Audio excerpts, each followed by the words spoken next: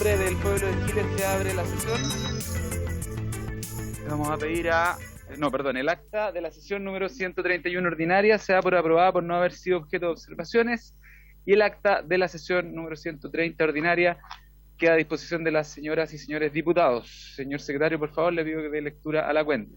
Señor presidente, corresponde en primer término dar cuenta de la recepción de un oficio del oficial mayor de Secretaría de la Cámara de Diputados, mediante el cual nos comunica que la Cámara, con esta fecha, el día de hoy, aprobó en general el proyecto de ley que establece en favor del Estado una compensación denominada royalty minero por la explotación de la minería del cobre y del litio correspondiente al boletín 12093-08. Por haber sido objeto de indicaciones, cuyo texto se adjunta, señor presidente, tenemos el texto de las indicaciones con nosotros, estas se remiten para su segundo trámite reglamentario.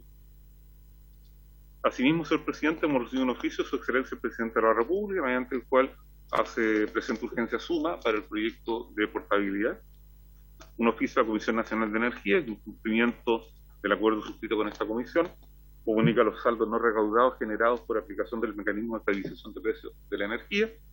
Y finalmente, señor presidente, un correo del Ministerio de Energía y Minería, entiendo que se comunicaron personalmente con usted, mediante el cual excusan la presencia del ministro para la sesión del día de hoy, y en su reemplazo estará don Francisco López, subsecretario de Energía. Esa es toda la cuenta, señor presidente.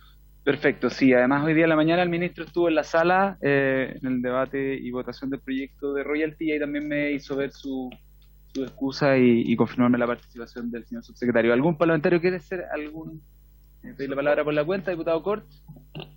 Gracias, presidente. Sobre el punto, creo, el 3, el informe que manda la Comisión Nacional de Energía con respecto al avance del Fondo de Estabilización de Precios.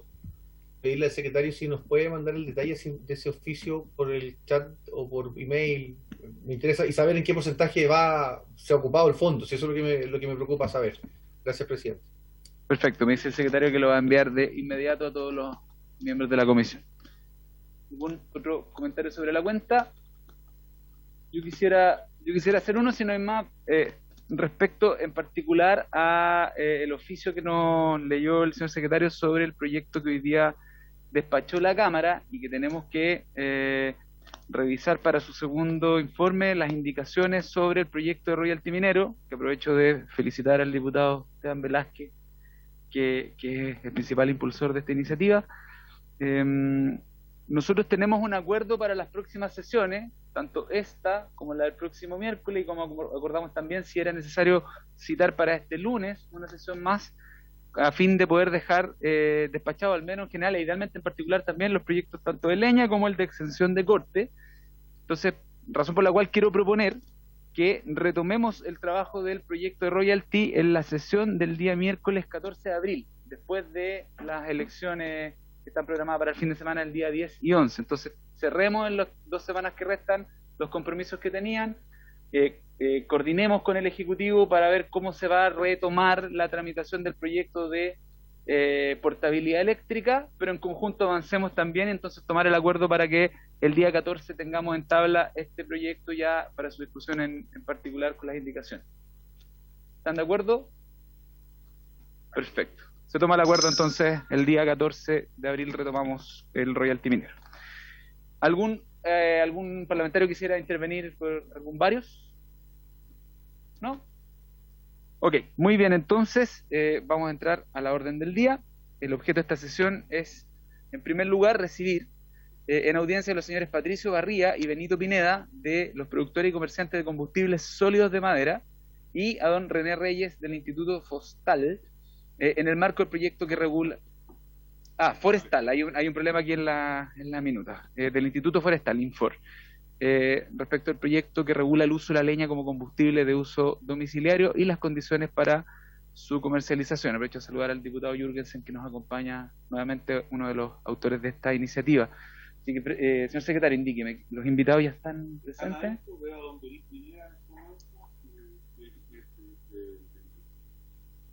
La Asociación Gremial de Productores y Comerciantes de Combustibles Sólidos de Madera AG. Perfecto, entonces vamos a comenzar con esto. Le doy la palabra a don Benito. Muy buenas tardes, bienvenido.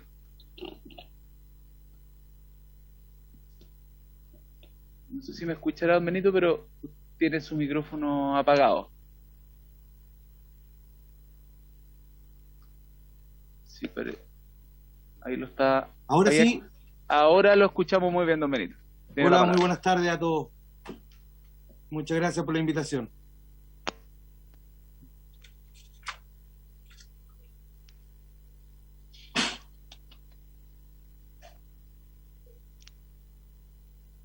Buenas tardes, don Benito. Le doy la palabra para que nos exponga los antecedentes que trae a esta comisión.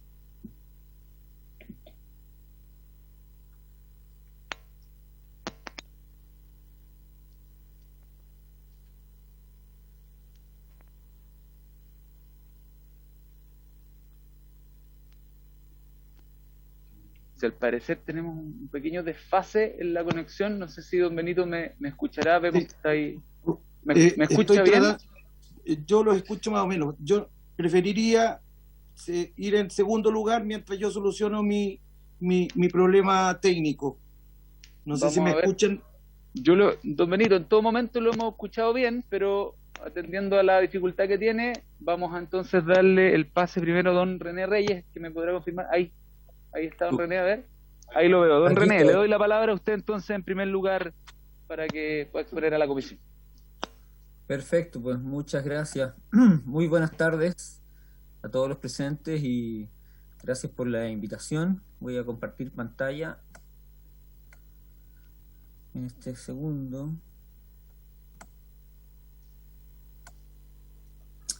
No sé si pueden ver la presentación. Sí, se ve sin problema. Perfecto. Bueno, mi nombre es René Reyes, yo soy investigador del Instituto Forestal acá en Valdivia, la sede de Los Ríos, y bueno, he estado trabajando en torno a este tema de la leña desde hace mucho tiempo.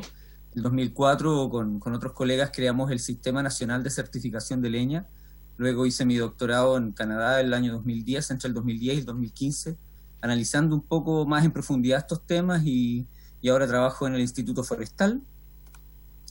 El objetivo de esta presentación primero es contribuir con cifras, pero especialmente con las tendencias que estamos observando en el mercado de la leña y los biocombustibles sólidos en general.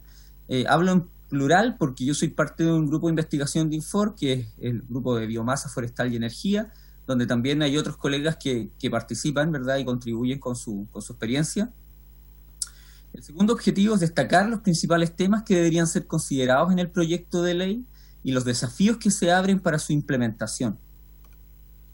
Bueno, como introducción, ¿verdad?, algunos antecedentes sobre la relevancia de la leña en nuestro país. Este gráfico de torta muestra el uso de la energía en el sector residencial chileno, es decir, tomando todas las viviendas, ¿verdad?, de Chile, tanto en áreas urbanas como rurales.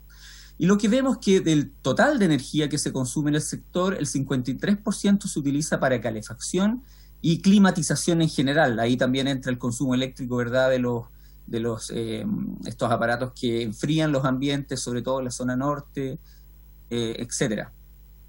El 20% de la energía se utiliza en agua caliente sanitaria y así sucesivamente. En esta fracción, ¿verdad?, el 53%, buena parte de esta energía proviene de la leña. La leña es el principal combustible que se utiliza en Chile para calefacción.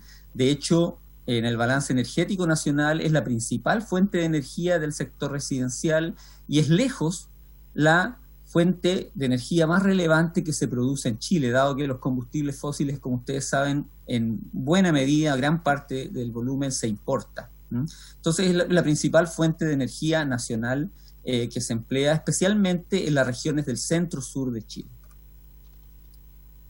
Al año 2019 en nuestro país se están consumiendo algo así como 12 millones de metros cúbicos sólidos de leña, que para que se hagan una idea es como poner un metro de leña uno al lado del otro desde Arica hasta Puerto Williams, hasta la isla Navarino, y volver y ir de nuevo, o sea, 3 veces, digamos, la distancia de la longitud del territorio nacional, lo que es un volumen bastante impresionante.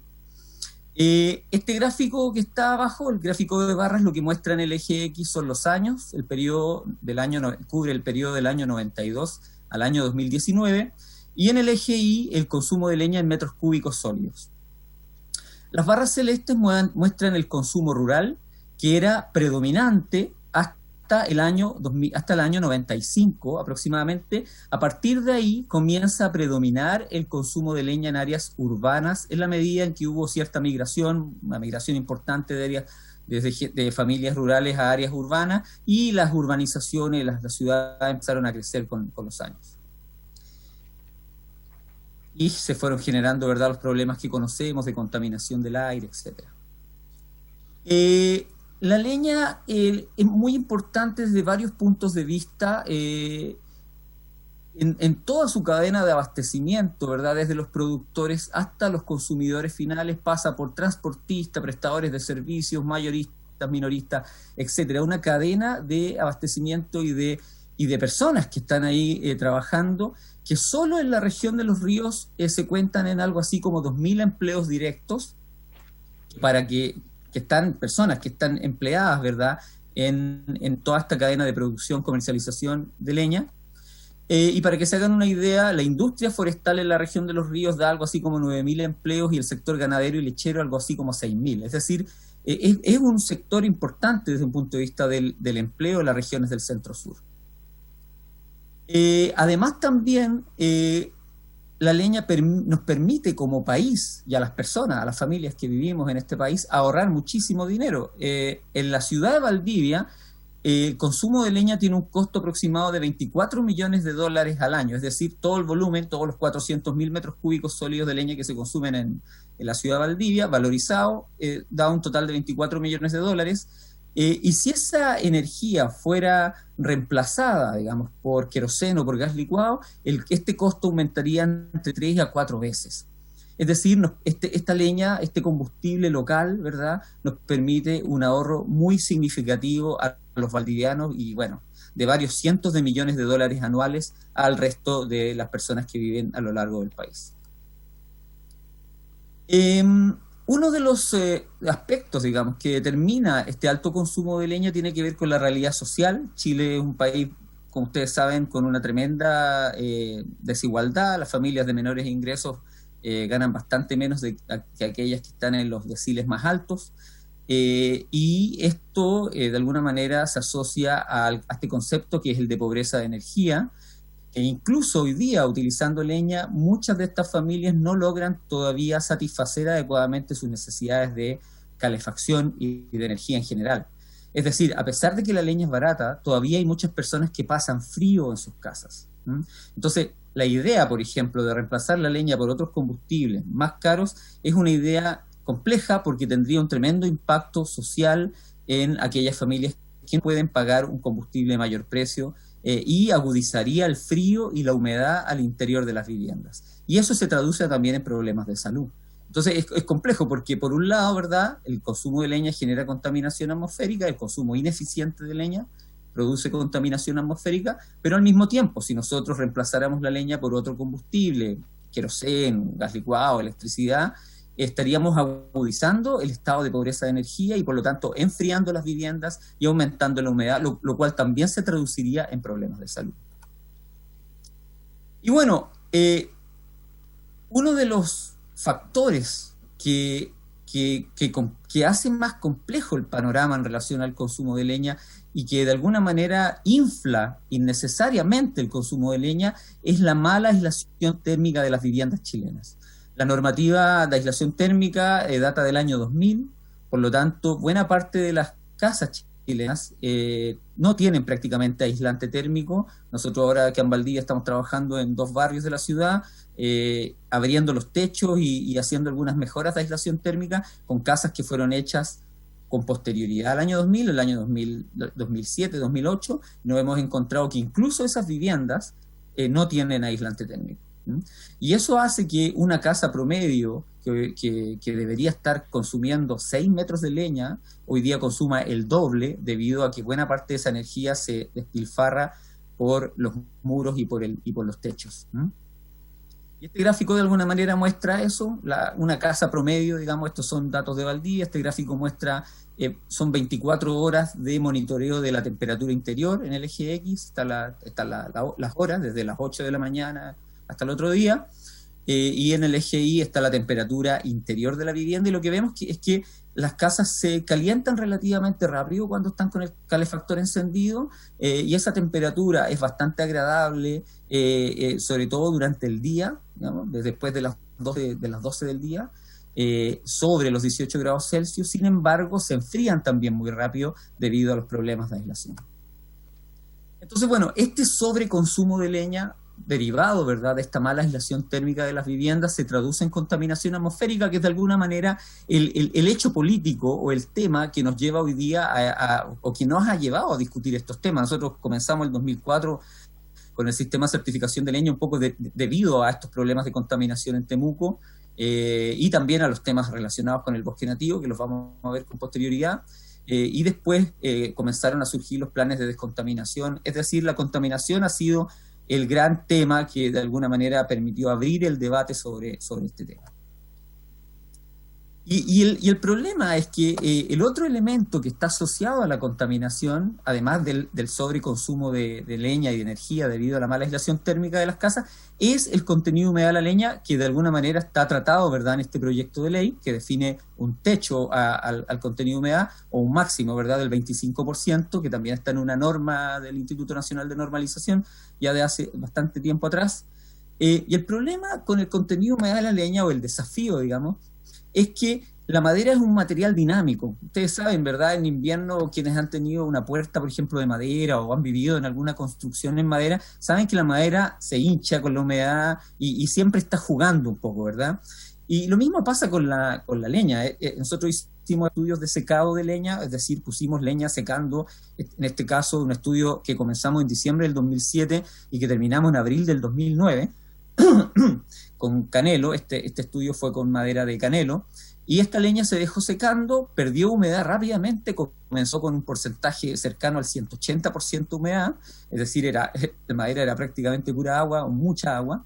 Se redujo rápidamente a los meses de marzo a abril. Sin embargo, durante el invierno volvió a recuperar humedad, llegando incluso a 60-80% contenido de humedad, para luego volver a bajar durante el verano siguiente. Entonces la madera siempre está jugando, sobre todo cuando se acopia a la intemperie, que es lo que estábamos viendo en la fotografía que está detrás del gráfico, ¿verdad?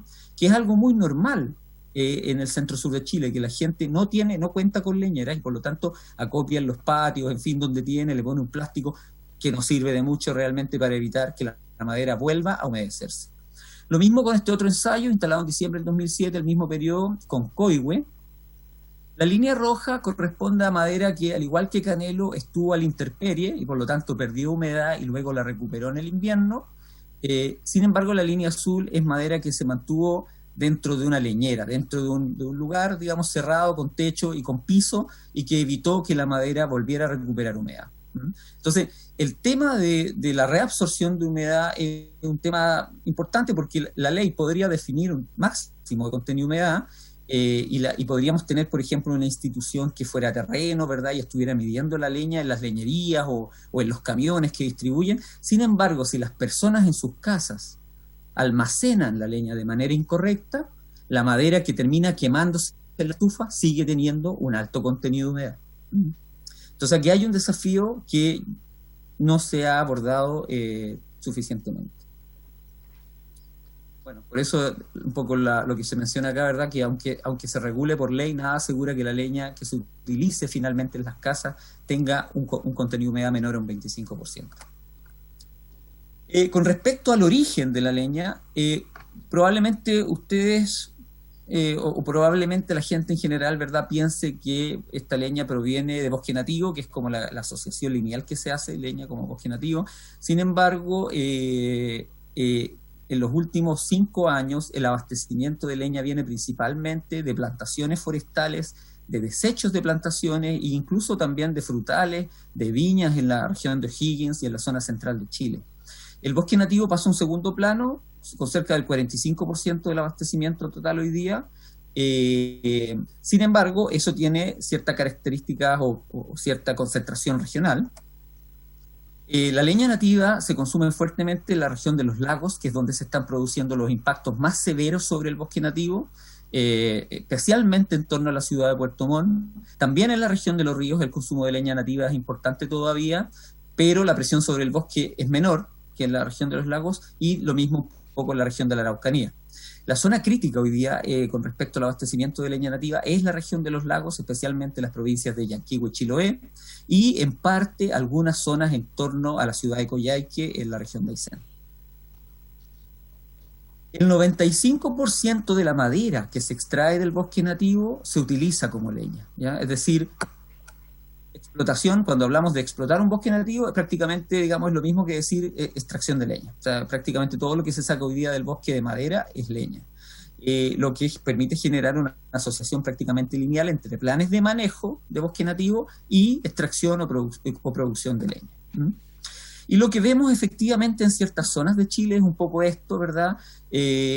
Producción informal, tala ilegal, deterioro o degradación de bosques, que es el concepto técnico más adecuado, que es un proceso lento, gradual, en la cual las personas van de a poco como hormigueando, un poco sacando madera del bosque sin una asesoría técnica adecuada y por lo tanto generando un daño ambiental.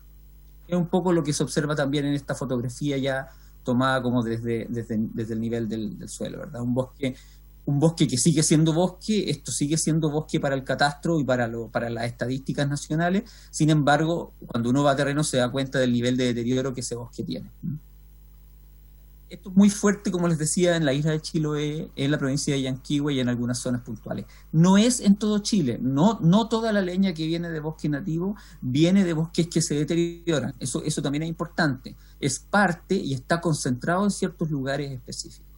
Por lo tanto, me alegró cuando leí el proyecto de ley que se está discutiendo, que en el artículo 13 dice que los bosques nativos que den origen a la leña deberán contar con un plan de manejo conforme a la ley. Me parece muy importante que este proyecto de ley no solamente hable de perdón, sobre la calidad de la leña, sino que también sobre el origen de la leña.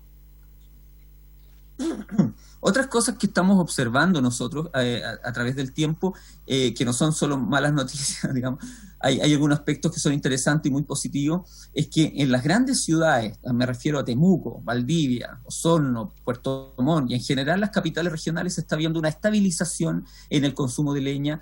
Hay un desacople entre el crecimiento demográfico y el aumento de las viviendas, digamos, de esas ciudades con el consumo de leña, debido a que ha habido un reemplazo gradual de leña por otros combustibles y a una serie de otros factores que voy a mencionar al final de la presentación. Me permito interrumpirlo solo para pedirle que vayamos cerrando la presentación porque hay varios invitados más.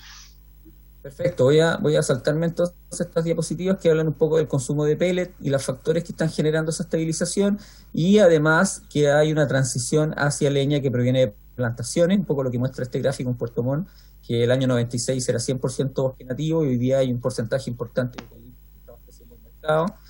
Los factores que inciden en la estabilización del consumo de leña son estos que están ahí: los cambios demográficos, el tamaño de uso de la vivienda, hay una mayor inversión, interés también de la gente, los PDA han sido muy importantes también en eso. Y como conclusión, y esta es la última lámina, primero decir que es muy positivo que se reconozca la leña como combustible, se definan sus características y se regule su comercialización.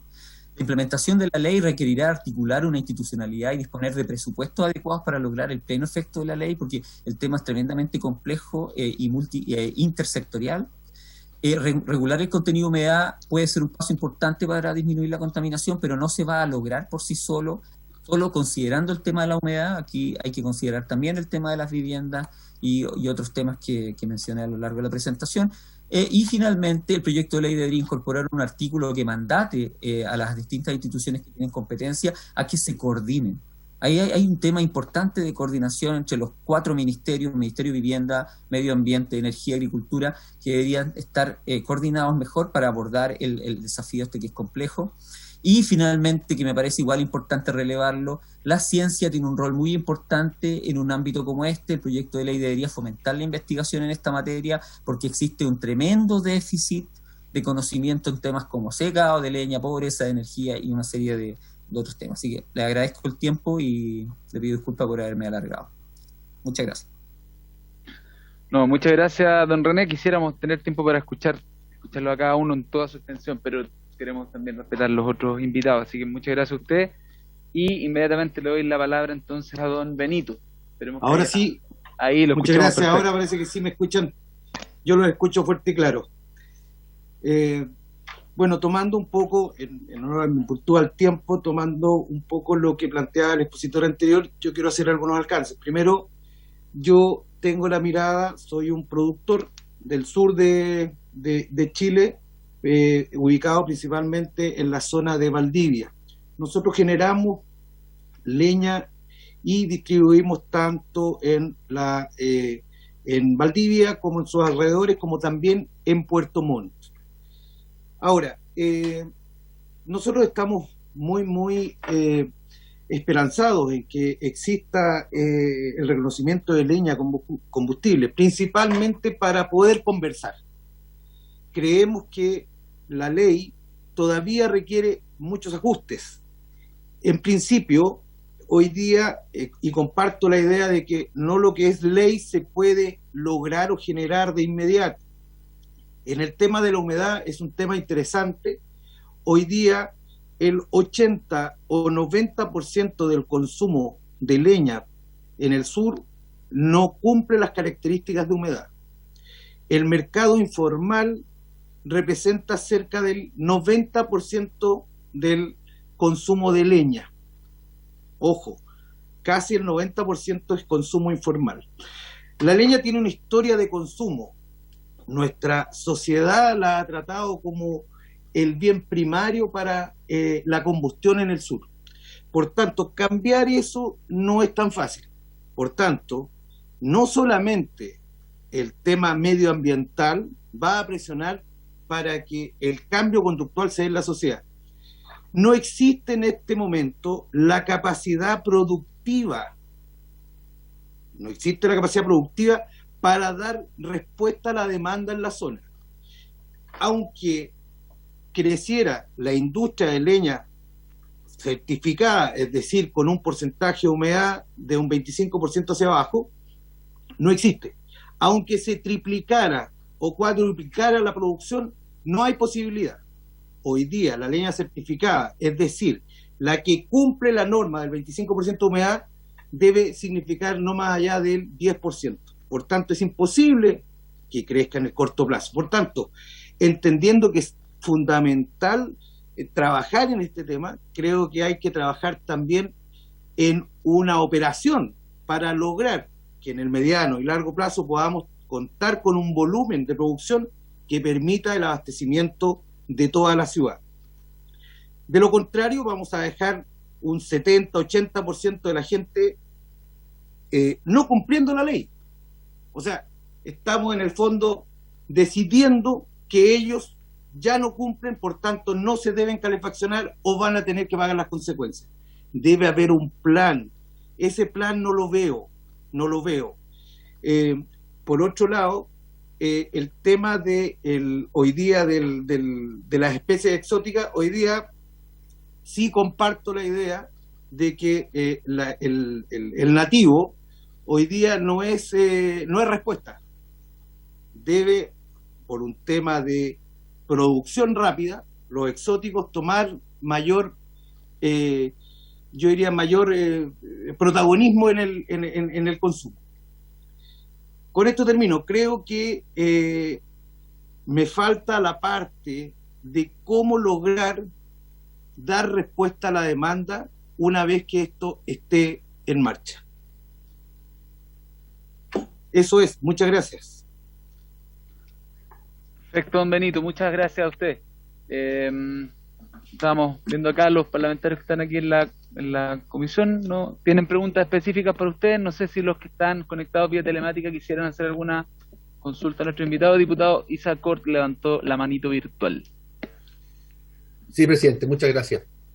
Yo esta pregunta, la verdad, está más orientada quizás a don René, por lo que, más que a don Benito, por lo que planteó él. Yo no sé cómo, yo soy diputado por la región de O'Higgins, don René, por su intermedio, presidente, y usted nombró ahí que efectivamente la leña de frutales se ha incorporado dentro del mercado de leña seca, o el mercado que uno tiende a que sea leña seca. Pero también uno del secano costero sigue viendo mucha presencia de faenas de producción de carbón, de espino principalmente. saber si para ustedes, del punto de vista científico, técnico, para ver si lo incorpora el tema legislativo, ¿el carbón sería un tipo de leña procesado? ¿Está dentro del manejo de esto? ¿Cómo lo podrían abordar? ¿Cómo lo entienden ustedes? Esa es mi pregunta, presidente. Muchas gracias. Sí, muchas gracias por la pregunta. Un segundo, don René, solo para asegurarme si hay más preguntas y así la respondieran todas en el mismo acto, ¿no? Ya, don René, por favor, se puede responder al diputado Cruz. Sí, claro, nosotros, bueno, consideramos el carbón otro combustible derivado de la madera, distinto a leña, digamos, y efectivamente en la región de O'Higgins y la región del Maule hay un impacto fuerte sobre los bosques nativos, especialmente espinos y otro tipo de bosques también en la precordillera que se están transformando en carbón. La región del Maule sobre todo y efectivamente parte de O'Higgins son de alguna manera el centro de abastecimiento de carbón, del carbón vegetal de Chile. Así que hay un impacto, pero es un combustible diferente. Perfecto, muchas gracias. Entonces, si no tenemos más preguntas, le agradecemos a don René, a don Benito la participación en la sesión del día de hoy. Vamos a ver al final de la sesión si es que va a ser necesario o no citar para el día lunes, pero de todas maneras ya estaríamos votando en general este proyecto el próximo miércoles. Así que muchas gracias por la participación de ustedes y, señor secretario, por favor, pasemos a la segunda parte de esta sesión, donde vamos ahora a ver el proyecto que extiende a las instalaciones o inmuebles de las instituciones que indican la exención de la medida del corte de suministro por no pago de servicios domiciliarios. Tenemos varios invitados, pero vamos dándole el pase ahí en orden, por favor. Señor presidente, tenemos en la sala en este momento a la señora subsecretaria de Desarrollo Regional y al señor subsecretario de Energía, y no ha ingresado aún el señor representante de la Federación Nacional de Cooperativas, don Patricio Molina. Don Patricio Molina, no ha ingresado aún. Perfecto. Pero tenemos, como le digo, a la subsecretaria de Desarrollo Regional y al subsecretario de Energía. Perfecto, entonces, bueno, hagámoslo en ese orden y recibimos entonces, le damos la palabra a la señora subsecretaria de Desarrollo Regional y Administrativo, la señora María Paz Troncoso. La saludo con especial cariño, habiendo trabajado alguna vez profesionalmente en esa tan importante subsecretaría. Bienvenida, subsecretaria. Muy buenas tardes a todos, presidente. Buenas tardes a todos los presentes, diputados. A nosotros nos pidieron que presentáramos, y entiendo esa es la materia de la convocatoria, a qué aplica la glosa de compensación de previos exentos y de alguna forma también les planteáramos algunos antecedentes respecto a la situación financiera de los municipios. Yo no sé si ahí se logra ver la presentación. Tiene que ponerla en modo presentación, pero la vemos. Está medio lento ahí sí. Ahí se ve perfecto. Perfecto. Como les comentaba, efectivamente dentro del presupuesto de nuestra subsecretaría en el programa 03 hay una glosa, la 01, denominada de compensación de previos exentos, que fue incluida en la ley de presupuestos el año 2011, esa fue la primera vez que se incorpora, y se entiende como una transferencia corriente a las municipalidades para compensar precisamente los ingresos que dejan de percibir con motivo de la aplicación de la exención de contribución de bienes raíces, entendiendo que son exentos del pago de contribuciones todos aquellos bienes inmuebles que están bajo las 670 UTA, unidades tributarias anuales. Cada municipio recibe un monto proporcional en función de la cantidad de predios exentos que están presentes en su comuna, y esto se calcula de acuerdo a la información disponible al segundo semestre del año anterior que provee el Servicio de Impuestos Internos. Estos fondos, y así se planteó en sus orígenes y se mantiene así, buscan resguardar el oportuno pago de las obligaciones asociadas a la prestación de los servicios comunitarios, entendiendo que aquí están fundamentalmente los servicios asociados a concesiones de recolección de residuos, mantención de jardines y alumbrado público. Actualmente, y desde el 2019 estos fondos de compensación pasaron precisamente, y así se señala, a ser destinados principalmente para cubrir los gastos de estas concesiones. Ahora, cuando nosotros analizamos el mundo, la normativa que rige a las municipalidades, tenemos que tener presente la orgánica constitucional, que establece en primer lugar, en su artículo 1, que las municipalidades son corporaciones autónomas de derecho público con personalidad jurídica y patrimonio propio, que gozan de autonomía en la administración de sus finanzas, y que, a pesar de aquello, en el artículo 50, están sometidas a las normas de administración financiera del Estado, debiendo o pudiendo ser fiscalizadas más bien por la Contraloría General de la República, recayendo sobre el Consejo Municipal la responsabilidad de aprobar los presupuestos debidamente financiados, y donde es el jefe de la unidad de control quien debe representar cualquier déficit que se advierte en el presupuesto municipal, entre otras causas por demandas judiciales, deuda con proveedores, con las empresas de servicios u otras entidades públicas.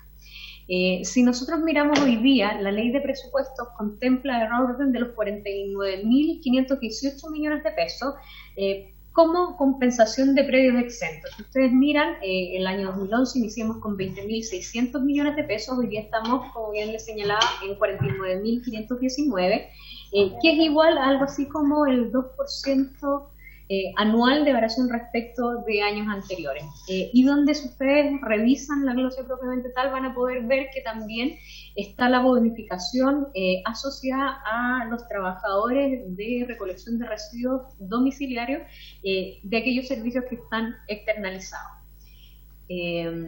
Ahora, en cuanto a la situación de las finanzas públicas, nosotros todavía estamos en proceso de análisis porque recién estamos analizando los balances de ejecución presupuestaria al 31 de diciembre del 2020. Deben saber ustedes que los municipios tenían hasta finales del mes de febrero para presentar su estado financiero. Lo cierto es que si uno mira en general la situación de las finanzas públicas, los ingresos del gobierno central, este 2020 tuvieron una caída real anual cercana al 8,4% y un incremento del gasto total cercano al 10,5%. En cuanto al fondo común municipal, si bien en un minuto se planteó que íbamos a tener una importante caída, si uno hace el balance general durante el 2020, se tiene que este fondo común municipal, del que dependen buena parte de los municipios más pequeños, que generan menos ingresos propios, terminó incrementando en un 1,4, lo que se traduce en algo así como 1,5 billones de pesos en los 345 municipios del país. Y ahí ustedes van a poder también ver la tabla de cómo ha ido evolucionando este fondo común municipal. Si el 2016 teníamos del orden del billón punto 2, hoy día estamos en este 1,5, entendiendo que el 2021 hemos proyectado un crecimiento que tiende a cero, pensando que eventualmente pudiera haber una caída o una contracción de la actividad económica y particularmente de los principales ingresos que reciben los municipios. Estamos pensando en contribuciones, en patentes comerciales, en permisos de circulación, multas, entre otros permisos, por ejemplo, derechos de urbanización, etc. Lo cierto es que, más allá de esta caída, bien deben saber ustedes que durante el 2020 se traspasaron a los municipios dos fondos solidarios que equivalen a algo así como 177.018 millones de pesos en total, que apoyaron precisamente a 342 municipios en los meses de mayo y julio para atender los mayores costos asociados al desarrollo de la pandemia. Por su parte, los gobiernos regionales reasignaron poco más de 89.000 millones de pesos para enfrentar la emergencia sanitaria, y de estos, del orden de los 30.800 se fueron a los municipios precisamente. Y aquí se hicieron gastos diversos asociados, por ejemplo, a la habilitación de centros o de espacios para la atención de personas, insumos médicos y cualquier otro tipo de apoyos asociados fundamentalmente a hogares o a la atención de hogares de adultos mayores y niños. Adicionalmente, en el mes de mayo, el Ministerio de Salud transfirió a los municipios también a través de los servicios de atención primaria 26.941 millones de pesos precisamente para apoyar la contratación y ampliación del personal de apoyo, además de la adquisición de insumos y compra de equipamientos que permitieran atender la pandemia. Para finalmente en el mes de junio, tras pasar también o destinar otros 6.394 millones de pesos para todo el proceso de trazabilidad del COVID-19. Y algo así como 7.140 millones de pesos para desarrollar los procesos de vacunación, que es algo que se inició el febrero de 2021. Actualmente la Subdere, como les adelantaba hace unos minutos, está analizando los balances de ejecución presupuestaria del año 2020 de todos los municipios, de los 345 municipios, porque son 346 comunas, ya 250 municipios presentaron sus balanzas de ejecución presupuestaria y hemos visto una variación de algo así como un menos 2,6% en sus ingresos propios en relación con el año 2009, entendiendo que las mayores concentraciones de caídas están a la fecha en las tipologías 1 y 2, que corresponden precisamente a aquellas comunas más grandes, más urbanas, densamente pobladas, y que tienen una independencia o una menor dependencia del Fondo Común Municipal, y donde efectivamente nosotros vemos que ahí pudieran estar las principales caídas. De estos 69.965 millones de pesos, que representa del orden de los 250 municipios del país, buena parte está concentrado precisamente en las dos primeras tipologías, porque precisamente en la tipología 5, que son las comunas más pequeñitas, más dependientes del Fondo Común Municipal, que tienen alta ruralidad, el crecimiento ronda el 0,8%. Eso en términos generales, presidente. Muchas gracias, subsecretaria. Como desconozco su disponibilidad de tiempo, ¿está de acuerdo con que pudiéramos ver el resto de los invitados y luego hacer las preguntas, o preferiría que hiciéramos las preguntas respecto de su presentación? No hay problema con el tiempo, así que disponible para usted. Muchas gracias. Entonces, no sé si está ahí don Francisco López, subsecretario, o bien le damos la palabra a Fenacopel. ¿Cómo está, presidente? Muy buenas tardes. Subsecretario, ¿cómo está usted? Le doy la palabra de inmediato. Muchas gracias. Bueno, muy buenas tardes, presidente, estimadas diputados, subsecretaria y quienes nos acompañan hoy día. Yo no tengo presentación, pero tengo comentarios diversos respecto de la iniciativa del boletín 14.052 que está en discusión.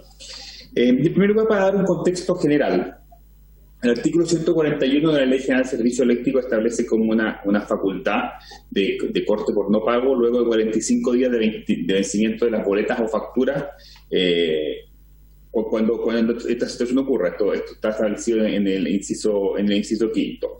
Lo que establece también este mismo inciso establece que hay una facultad excepcional o una disposición excepcional para los hospitales y las cárceles, establecimientos a los cuales no se les puede cortar el suministro en razones principalmente de que existe un riesgo para la vida o la integridad física de las personas que se encuentran al interior de estos recintos. En este artículo son las únicas excepciones que se realizan por estos casos especiales. Pero para entender también no solamente la disposición que aquí se establece, que sin duda parece bastante loable. De hecho, yo conversé con uno de los alcaldes de la Asociación de Municipios Libres, que eran promotores también de esta iniciativa, para poder ver y poder entender también cuál era el contexto y cuál era la idea que tienen detrás de este proyecto que fue presentado por diversos diputados. Sin duda es una iniciativa que es loable, pero creo que existen algunas complejidades o algunos matices que es importante destacar.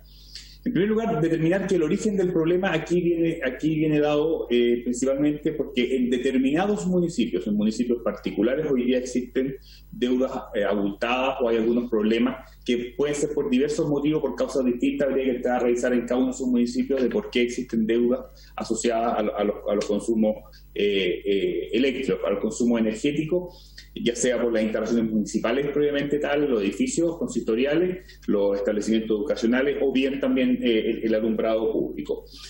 Cabe destacar también que de una revisión que hicimos junto con la superintendencia, y una revisión, no encontramos casos recientes me refiero a prepandemia, de corte o interrupción de suministro a municipios ni a alumbrado público. Es decir, hoy día hay diversos municipios o determinados municipios que tienen hoy día problemas o deuda abultada, pero no vemos que en el último tiempo, en los últimos años, haya existido cortes por el no pago de este suministro eléctrico para los municipios, aun cuando sabemos que existe la facultad para poder realizarlo. También es importante mencionar que la Superintendencia de Electricidad y Combustibles, SEC, ha hecho extensiva la interpretación respecto de los hospitales para los consultorios y los centros de atención primaria. Es decir, ellos también están por una interpretación extensiva que ha hecho la Superintendencia y también ha sido ratificada en algunos fallos de tribunales, la protección, es decir, estos centros de salud hoy día gozan también de manera extensiva por la interpretación que se ha realizado de esta prerrogativa. Destacar también que la naturaleza del servicio, esto es un servicio público regulado que establece obligaciones para las empresas distribuidoras, y aquí la empresa distribuidora tiene una obligación de brindar el servicio a todos quienes están dentro de la zona de concesión. Y como contrapartida existe también otra serie de prerrogativas, entre las que se establece también la posibilidad, luego de 45 días de vencimiento, para poder hacer una interrupción de este servicio si que no ha sido pagada la boleta o las cuentas. Otro punto muy importante es destacar que el artículo 141 de la Ley General de Servicios Eléctricos se refiere principalmente a los clientes regulados. Pero uno podría hacer una aplicación extensiva, que esto debe ser también para los clientes libres, más aún considerando que es la Asociación de Clientes Libres de municipios libres quienes también han de manera pública apoyado también esta iniciativa. Por tanto, y ahí es importante destacar que los municipios libres, gracias a una interpretación que se realizó el año pasado, Secretario, ¿sí? Lo interrumpo porque hay un ruido bien fuerte en la señal, no lo escuchamos bien, a ver si puede hablar ahora. Ahí sí, disculpe. Ahora sí, vale, muchas gracias. Como señalaba, efectivamente, hace poco más de un año, el Ministerio de Energía, junto con la Superintendencia de Electricidad y Combustible, a través de una interpretación que hizo la Superintendencia, estableció que los municipios pueden agrupar sus consumos de alumbrado público, teniendo la posibilidad hoy día de poder negociar como clientes libres también, y de esta manera poder beneficiarse también con mejores tarifas, con considerables mejores tarifas en lo que se refiere a alumbrado, a sus consumos energéticos. Por tanto, una complejidad bastante importante que vemos que podría existir de aprobarse la iniciativa, es que podría existir un desincentivo para algo que nosotros estamos promoviendo, que es que efectivamente los municipios puedan comenzar a negociar como clientes libres, pudiendo también beneficiarse de la disminución en las cuentas de la energía, principalmente porque dado que no va a existir una de las principales herramientas para poder ejercer el cobro, para poder hacer efectivo también el cobro de las cuentas eléctricas al alumbrado público en los municipios, podría eventualmente existir un desincentivo para los comercializadores para trabajar o para poder proveer de energía también a los municipios. Esto aun cuando, y bien lo señala también el propio proyecto presentado por los diputados y diputadas, que se mantienen los mecanismos de cobro, especialmente que es vinculado al título ejecutivo del artículo 141. En resumen, este es un proyecto que creemos que es bien inspirado, que entendemos la preocupación, pero no vemos en los últimos años que haya ocurrido la situación que se plantea en el proyecto de ley, y creemos que podría tener desincentivos o algunos problemas también, y desincentivar la migración de algunos municipios cuando agrupen sus consumos de alumbrado público para clientes libres, lo que sin duda también tendría un beneficio en términos económicos para los propios municipios. Eso, presidente.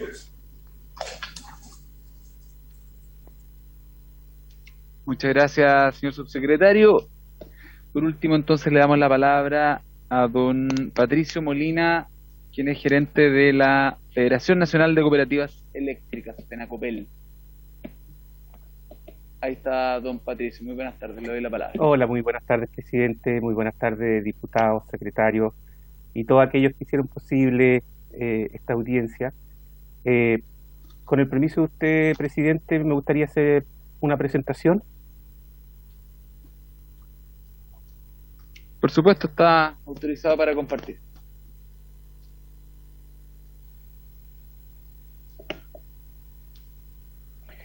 Ya, ¿me pueden confirmar, por favor, si se ve? Se ve bien. Muchas gracias. Presidente, solamente como para un tema de manejar los tiempos, ¿cuánto tiempo tengo para esta presentación? 10 minutos le diría, porque todavía tenemos las preguntas y tenemos que votar, así que... Ningún 10 problema. minutos. Muchas gracias. Bueno, en nombre de la Federación Nacional de Cooperativas Eléctricas, así como de todas las cooperativas que le integran, agradecemos mucho la posibilidad de permitirnos expresar nuestra opinión en relación al proyecto de ley que está en tramitación, el cual hace mención a la exención de beneficios de no corte de suministro a aquellos recintos hospitalarios, centros de salud, establecimientos educacionales, alumbrado público y penitenciario. Que esto va a reemplazar lo que antiguamente era lo que actualmente, perdón, es lo que corresponde a hospital y cárcel. Entonces, como un primer punto de partida, yo creo que es importante que mencionemos que las cooperativas se crearon para electrificar zonas rurales, pero también la búsqueda de un mayor desarrollo social, económico y por sobre todo mejorar la calidad de vida de sus habitantes. Y por ello sabemos que de la importancia que tiene para la comunidad el contar con el suministro eléctrico que sea continuo y de calidad. Y en ese sentido estamos de acuerdo que toda medida que vaya en esa línea debe ser impulsada. Ahora, si nosotros, ¿cómo es realmente la situación de mora de los municipios? ¿Qué es lo que nosotros estamos viendo? Vemos, tal como se ha señalado en otras presentaciones, que no es una situación generalizada para todos los municipios. Normalmente los morosos se repiten. La priorización en el pago de la electricidad, es importante ver que es particular de cada municipio. Algunos privilegian el pago del alumbrado público, otros los centros educacionales, otros los centros de salud. Pero no hay una constante que uno pudiese decir se privilegia uno u otro. Y a nivel de número, solamente señalar que para las cooperativas, en el año 2020, la deuda por concepto de morosidad con los municipios, y dependiendo de la cooperativa, osciló entre un 0,3% y un 35% de lo que se facturó. Y que en promedio fue un 2% y que equivale al orden de 118 millones de pesos, monto que por lo menos para los montos que manejan las cooperativas es relevante, y que adicionalmente a estos montos hay que considerar todos aquellos gastos adicionales por gestión del cobro, ya sea seguimiento, acciones judiciales, etcétera. También señalar que a lo largo del tiempo una parte muy menor de los casos han ido terminando finalmente en el corte de suministro, ¿ya? Ahora, ¿cómo actuamos nosotros como cooperativas ante la mora de los municipios? Y ahí es importante destacar que a pesar de tener la facultad de aplicar un corte de suministro por el no pago de la deuda, las cooperativas tratamos de postergar esta medida lo más posible. Incluso hay cooperativas que han tomado como política de la empresa el no realizar cortes por todas las implicancias que tiene en la comunidad. Ahora, también es importante señalar que aquellas en las cuales se ha incurrido en corte, normalmente antes de efectuar el corte de suministro, el personal de las cooperativas asiste a los departamentos que se encuentran morosos, y si no resulta esta gestión, se recurre a los departamentos de cobranza de las cooperativas que tomen contacto con la administración de los municipios para ver si podemos acordar alguna modalidad de pago. Y finalmente, cuando no se tiene respuesta, se insiste del cobro a nivel de alcalde. Ahora, también es importante señalar en nuestra actuación que en cada interacción con el municipio, ya sea presencial, por correo electrónico u otras vías, se le indica detalladamente la deuda morosa y se le explican las condiciones de pago a las que pueden acceder. Por lo tanto, ellos constantemente están al tanto de todo lo que está involucrado en la mora que se discute. Ahora, nuestra opinión en relación a lo que pensamos sobre este proyecto de ley. Primero, creemos que el fondo que se persigue es el adecuado. Sin embargo, vemos que al carecer las medidas de control sobre la morosidad, con seguridad se van a afectar las cooperativas financieramente e incluso la propia comunidad. ¿Y por qué la propia comunidad? Porque hay una parte de la incobrabilidad que se traspasa a tarifa y lo pagan todos los procesos tarifarios. Entonces, por eso es que señalamos que incluso esto va a afectar a la propia comunidad. Ahora también, y una de las cosas que más nos preocupa, es que este proyecto de ley puede constituirse en un incentivo perverso para que los municipios, al no tener ya esta medida de corte de suministro por no pago, puedan aún más relajarse en el pago asociado a los consumos de los recintos hospitalarios, centros de salud, establecimientos educacionales subvencionados municipales, recintos penitenciarios y alumbrado público. Y esto a la larga lo que se va a traducir en incrementarse el actual problema de deuda que nos tiene. Por otro lado, el proyecto de ley pensamos que debe referirse a temas asociados a sanciones para aquellos que no realicen una correcta gestión de los bienes públicos y también que se refiera a instrumentos que garanticen su prestación y que por ningún motivo afecten a terceros, ¿ya? Ahora, ¿qué sugerimos nosotros como cooperativa? Lo primero es que, considerando el alto impacto de la electricidad en la comunidad, este servicio sí o sí debiese ser tratado como algo esencial. Y al ser algo esencial, no puede correr ningún riesgo en su prestación. Entonces, sugerimos también el que se someta a revisión la gestión de los municipios en el pago de la electricidad, y la idea es poder levantar e implementar mejoras a este proceso que aseguren la continuidad del servicio eléctrico. Evaluar también, ¿por qué no?, otros responsables para la gestión del suministro eléctrico adicional a los actuales municipios. Levantar si el impago, y este es uno de los puntos que hemos visto nosotros al tener acercamiento con los municipios, levantar si es que el impago del suministro eléctrico por parte de los municipios es por una mala gestión o bien porque hay recursos insuficientes que se le han asignado. Ahora, lo importante es que en ambos casos se deben tomar las medidas pertinentes que lo impidan. Creemos que el sancionar de manera ejemplar el mal uso de los recursos públicos destinados al pago del suministro eléctrico es necesario. Por otro lado, vemos la necesidad de un mayor control del gasto de las partidas del presupuesto que están involucradas asociadas al suministro eléctrico. Vemos también que a lo mejor una buena medida, como para evitar llegar al riesgo de corte, y dada la condición que tiene el suministro eléctrico, es necesario establecer instrumentos e instituciones que garanticen o bien avalen el pago del suministro eléctrico, con la finalidad de evitar su corte. Además, que ante la ocurrencia de situaciones temporales que impidiesen al municipio incurrir en el pago del suministro, y son cosas que pasan de vez en cuando, debiese establecerse la obligatoriedad para el municipio de que éste se acoja a los convenios de pago que se encuentran disponibles. Y cuando pongo disponible una cosa, me gustaría ampliar un poquito más este punto, que una cosa es lo que puede estar disponible a través de la cooperativa eléctrica, en el caso de nosotros, pero también ver la banca en los distintos productos que ha sacado, sobre todo para casos, en el caso de esta incobrabilidad que podría darse y que hemos visto en algunos municipios por lo que es el suministro eléctrico. Y finalmente, creemos que lo más relevante es que hay que implementar todas las medidas que sean necesarias para evitar, en primer lugar, una mala gestión de los recursos municipales y que afecten a terceros que no tienen ninguna responsabilidad alguna en el no pago del suministro eléctrico. Entonces, eso a manera general queríamos expresarles como FENACOPEL y como Cooperativa Eléctrica, presidente. Le agradezco mucho su tiempo y quedamos atentos a cualquier consulta. Muchas gracias. Muchas gracias a usted, don Patricio. Le pido que termine la presentación para volver a los miembros de la comisión. Gracias, don Mario. Pues bien, entonces, abro la palabra a los señores parlamentarios si que quisieran hacer alguna pregunta. El diputado Isaac Cort. Gracias, presidente. Por su intermedio, saludar a la subsecretaria de Desarrollo Regional, así como al subsecretario de Energía y a don Patricio Molina, quien terminó recién su exposición.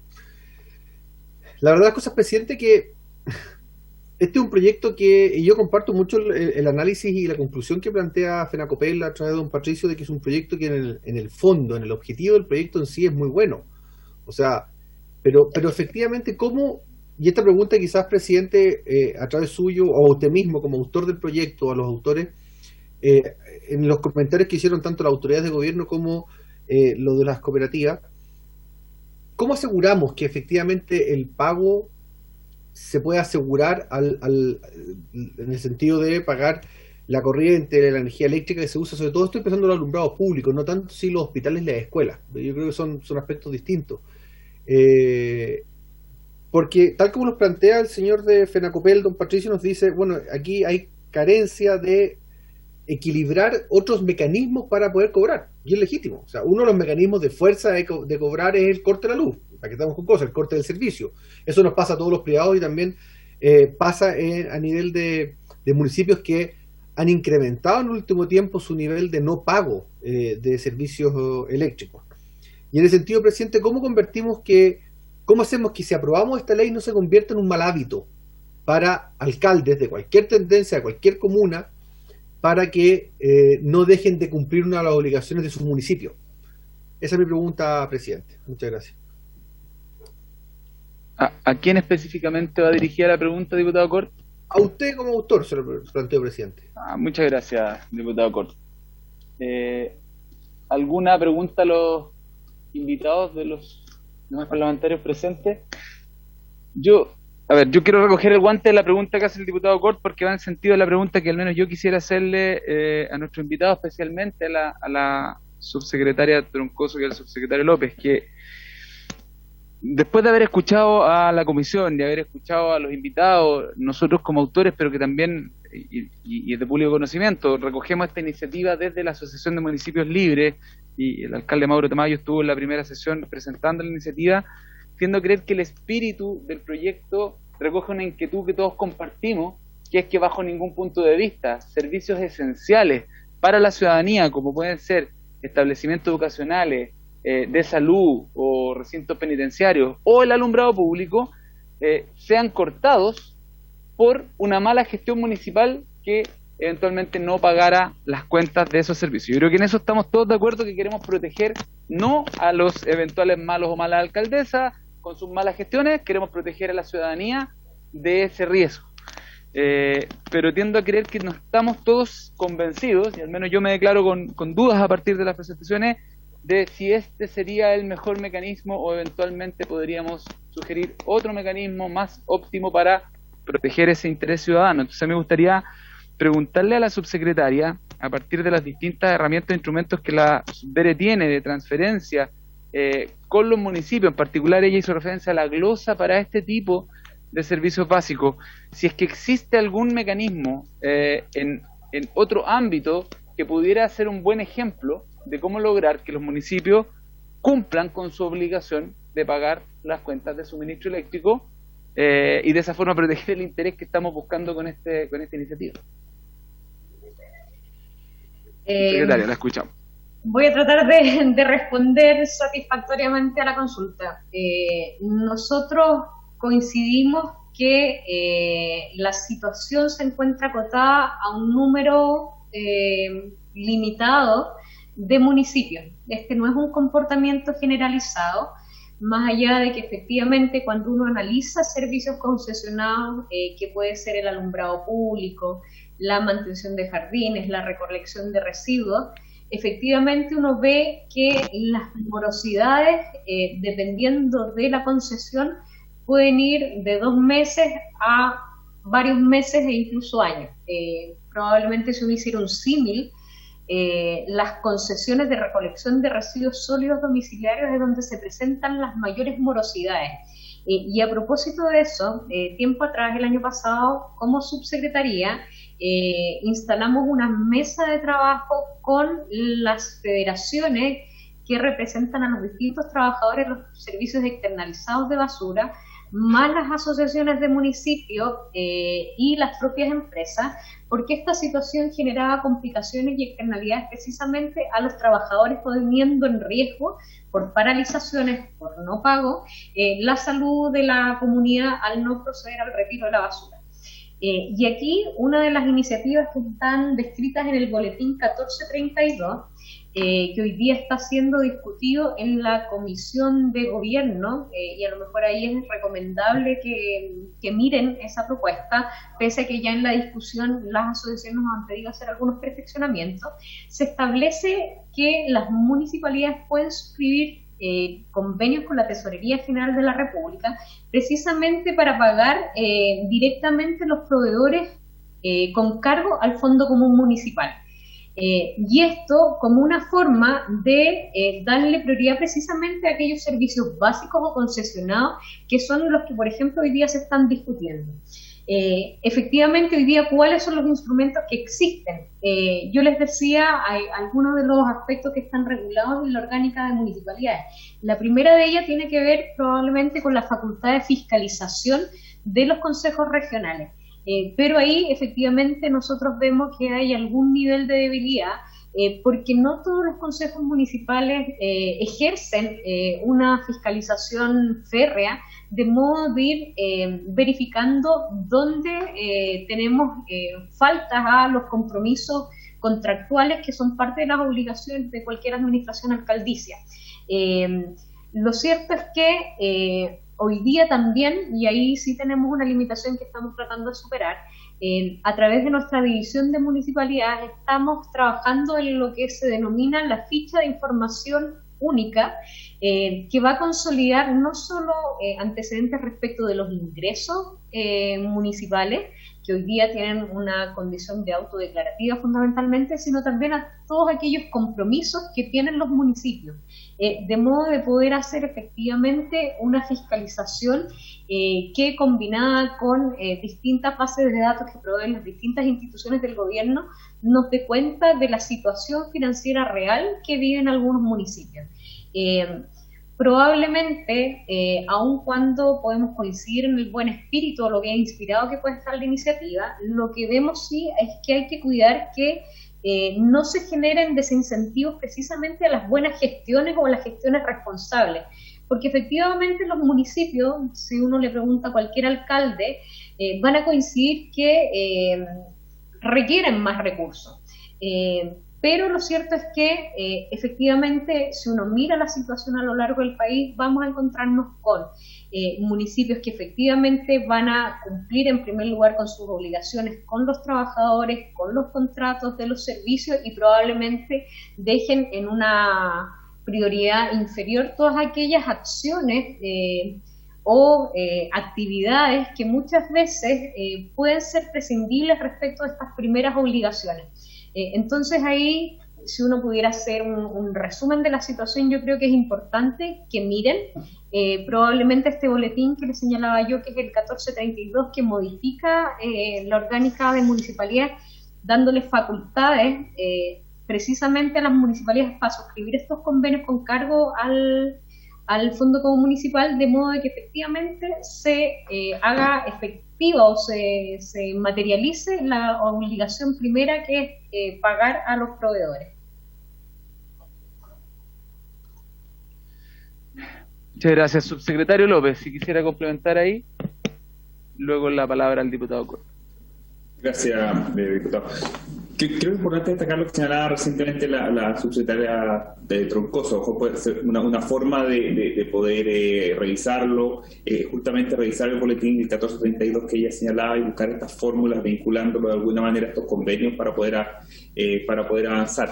Porque comparto que la inspiración del proyecto, creo que todos compartimos que es positiva, pero hay que ver la fórmula para poder buscar y subsanar la situación que hay de algunos municipios en particular, que entendemos que son bastante pocos los municipios, podamos también provocarle de manera indirecta un perjuicio a otros municipios que sí han podido cumplir de manera adecuada con sus pagos eléctricos. Entonces creo que va a ser necesario buscar alguna fórmula que nos permita sortear estos inconvenientes para ver si es posible tener alguna medida más apropiada y también que permita fomentar y permita también tener un incentivo correcto para la correcta administración también de los recursos municipales y también el cumplimiento de las obligaciones contractuales que tienen los municipios.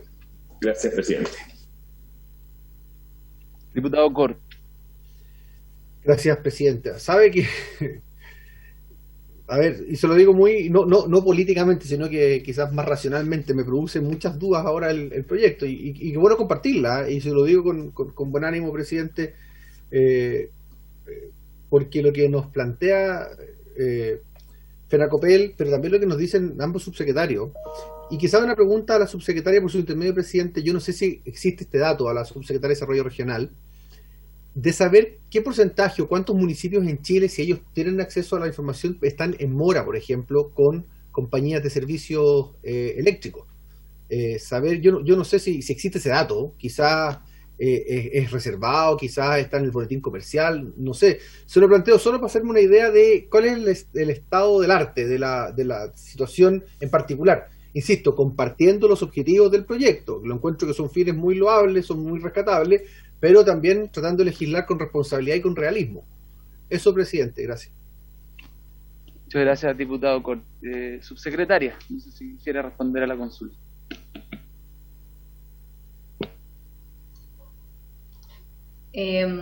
Estaba pensando qué instrumentos nosotros, un poco en la línea de los incentivos. No sé si ustedes han hablado, o han escuchado, perdón, hablar del FIGEM, que es un programa que nosotros tenemos como subsecretaría que premia precisamente a los municipios que manifiestan mejor gestión en ciertos indicadores que hemos definido como relevantes. Por ejemplo, aquellos municipios que generan buenos procesos de recupero de morosidades de sus principales ingresos, particularmente patentes comerciales, o los que pagan las obligaciones previsionales de sus trabajadores, los que no tienen deuda con tesorería, etcétera, etcétera. Entonces ahí a lo mejor desde los incentivos pudiéramos pensar que aquellas comunas, aquellos municipios que exhiben buenos indicadores de pago, pudieran probablemente recibir un premio que probablemente no va a cubrir el costo y eso hay que ser muy claro, de la mensualidad, porque es un premio, es un incentivo, pero que sí de alguna forma motiva a que los municipios puedan hacer algo, porque esos recursos hoy día tienen una destinación a nuevas inversiones, y la verdad, si uno mira la trayectoria en el tiempo, hoy día las comunas efectivamente hacen un esfuerzo por cumplir esos indicadores y llevarse este premio, que en algunos casos puede ser significativo para su estructura presupuestaria. Eso pensándolo, y insistir probablemente que miren este boletín donde efectivamente nosotros incorporamos no solo los servicios concesionados asociados a la recolección de residuos, sino también los servicios básicos. Por lo tanto, ahí yo siento que estamos de alguna forma recogiendo sin querer parte de la preocupación que ustedes han planteado hoy día. Muchas gracias, subsecretaria. No sé si algún otro parlamentario tendrá alguna consulta, sino para hacer una propuesta a la comisión. ¿No? ¿No? Sí, lo que pasa es que tengo la impresión de que hay un espíritu bastante unánime en términos de compartir el objetivo de fondo del proyecto, más hay dudas respecto de la solución. Y si pudiéramos quizás darle el margen, tanto a nosotros los parlamentarios para evaluar alternativas, como también al Ejecutivo, porque tiendo a creer, por lo que nos planteaba la subsecretaria, que podrían quizás haber algunos mecanismos en reemplazo del propuesto o complementarios al propuesto, que podrían robustecer la propuesta, pero que también serían de iniciativa exclusiva del Ejecutivo, entonces tendrían que venir con el patrocinio de ellos, quizás darnos una semana y juntar la votación para la próxima semana, cuando vamos a estar viendo también el proyecto de Leña, y darnos esta semana poder buscar una fórmula que a lo mejor nos dé garantía, porque sospecho que algunos parlamentarios que a lo mejor podrían estar disponibles a votar favorablemente les genera dudas la fórmula. Entonces, si hay acuerdo a la comisión, dejamos la votación pendiente para la próxima sesión. ¿Hay acuerdo? Ok, entonces, solamente me quedaría un punto a acordar con ustedes, y es que el secretario nos informe cuántos invitados, perdón, solo voy a pedir a don Patricio, a don Francisco y a la subsecretaria Troncoso. Les agradezco, tenemos que acordar ahora respecto de lo que tenemos pendiente, pero les agradezco a ellos la participación hoy día. Diputado Cort. Sí, no, solo para entender el acuerdo, a ver, quedamos con, la próxima semana se votaría en general Leña, pues yo creo que no hay más duda, al menos en general, sobre Leña, y este proyecto, ¿así quedamos, presidente? Exacto. Ya, muchas gracias. Exacto. Respecto de Leña, me gustaría que el secretario nos pudiera informar cuántos invitados tenemos pendientes para ver si hay alguna posibilidad de abordarlo integralmente en la sesión del próximo miércoles, o tendría que ser necesario citar además a una sesión el día lunes. Señor presidente, quedan solamente 2 invitados, que es la Asociación Gremial de Fabricantes de Combustión, de leña, ¿verdad? y el académico de la Universidad Católica de Santiago, don Nicolás Chapacás. Podríamos utilizar la misma fórmula de la sesión de hoy día, la primera parte leña, de voto en general, segunda parte excepción de corte, que es el proyecto. ¿Y el Ejecutivo ya nos acompañó para este proyecto de leña? Sí, concurrió con acta en su oportunidad y manifestó interés en presentar algunas indicaciones, y entiendo que el Ministerio de Energía, a lo mejor don Francisco López nos podría comentar algo, que en leña también sería... Subsecretario. Muchas gracias, presidente. Efectivamente, de ser posible, nos gustaría en la próxima sesión también poder exponer sobre el proyecto de biocombustible. Gracias. Perfecto. Presidente. Perfecto. Diputado Gaona. Presidente. Yo propuse dos invitados, la Asociación Chilena de Biomasa y también la Agencia de Sostenibilidad Energética, y no veo que estén convocados. Tiene toda la razón, diputado Gaona. Vamos a contactarlos también. Diputado Castro. Es un punto vario, distinto, presidente. Ya, cerremos este tema, sí. ¿Le parece? Y le doy la sí, palabra. Por favor. Entonces tendríamos 5 invitados pendientes. Por lo tanto, creo que no hay posibilidad de que lo podamos abordar en una sesión. Por lo tanto, según el acuerdo de los comités, tendríamos que citar para el día lunes en la mañana. Entiendo que las alternativas son, creo que a las 9:30 o si no a las 12. Por lo tanto, no sé qué le parece. Por favor, presidente. 9:30 me señala diputado Velázquez también. Sí, está bien. Hay salud a las 11. Sí, está bien. Perfecto. Perfecto. Entonces, tomamos el acuerdo de que vamos a hacer el día lunes a las 9:30 de la mañana para recibir los invitados al proyecto de leña para poder cumplir el día martes con la votación de ambos. Tomamos ese acuerdo entonces. Diputado Castro. Gracias, presidente. Como no alcancé a estar en el momento de la puntos varios de la cuenta, muy simple.